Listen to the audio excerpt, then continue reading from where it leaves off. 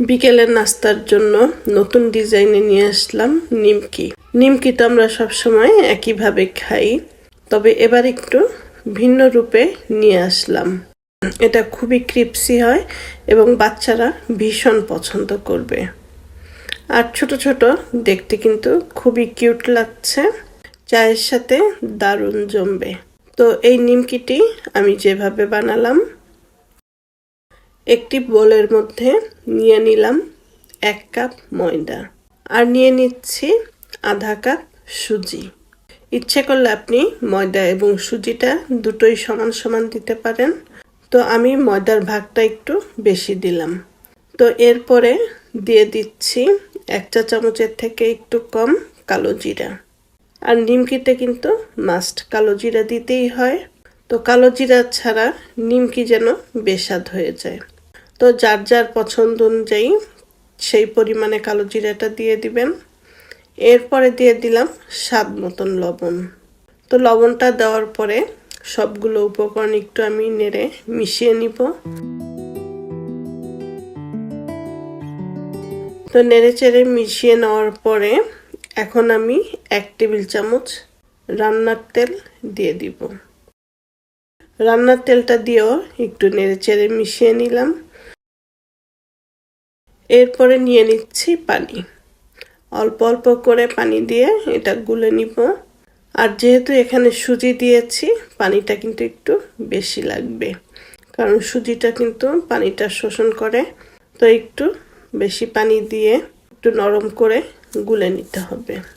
একবারে শক্ত করে গোলা যাবে না, তাহলে দেখা যাবে এরপরে কিন্তু আরো বেশি শক্ত হয়ে গেছে। তো এই জন্য একটু নরম রাখতে হবে। তো নরম করেই আমি এটা মেখে নিলাম।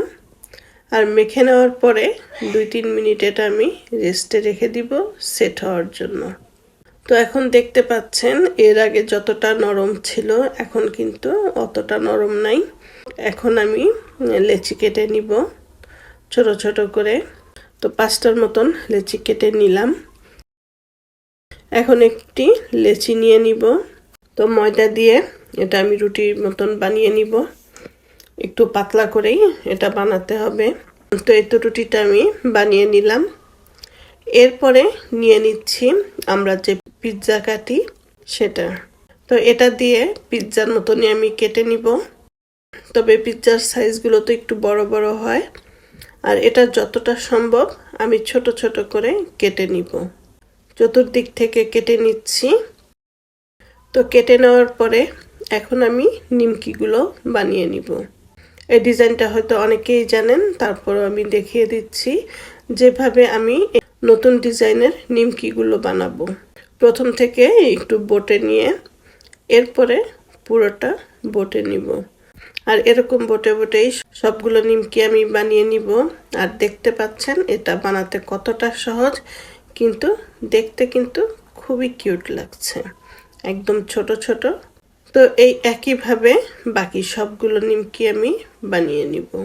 আর এরকম করে একবারে বেশি করে নিমকি বানিয়ে ফ্রোজেন করে রাখতে পারেন। তো যখন ইচ্ছা তখন ফ্রিজ থেকে বের করে ভেজে খেতে পারেন। অতিথি আপ্যায়নেও এটা দিতে পারেন। আর এটা দেখতে এতটা সুন্দর যে কেউ এটা খুব পছন্দ করবে এবং খাবেও। আর নিমকির স্বাদটা তো সবাই জানেন, খুবই মজার হয়।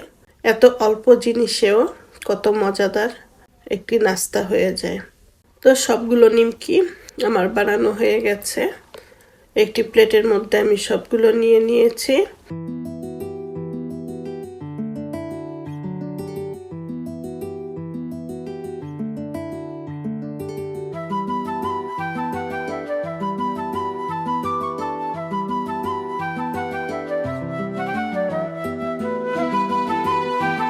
আর এদিকে তেলটাও গরম করে নিয়েছি।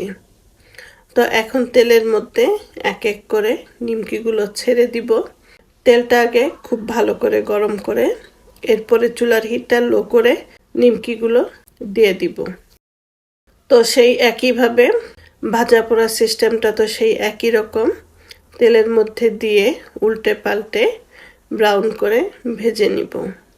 তো আমিও সেই একইভাবে নিমকিগুলো তেলের মধ্যে দিয়ে নেড়ে চেড়ে ভেজে নিব। আর এই নিমকিগুলো কিন্তু একটার সাথে আরেকটা কখনোই লেগে যাবে না। তো এজন্য একসাথে একবারে বেশি করে দিতে পারেন, এতে কোনো সমস্যা নেই। তো উল্টে পাল্টে নিমকিগুলো ভেজে নিচ্ছি, আর দেখতে পাচ্ছেন কত সুন্দর একটি কালার এসেছে, আর দেখতেও কিন্তু অনেক সুন্দর লাগছে।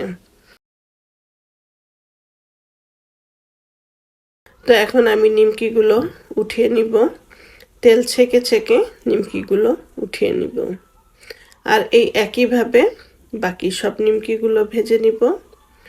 তো আশা করছি আজকের এই রেসিপিটা আপনাদের ভালো লাগবে। আর ভালো লাগলে অবশ্যই স্বপ্নকথা প্যারিস চ্যানেলের সাথে থাকবেন। ভালো থাকবেন সবাই। আল্লাহ হাফেজ।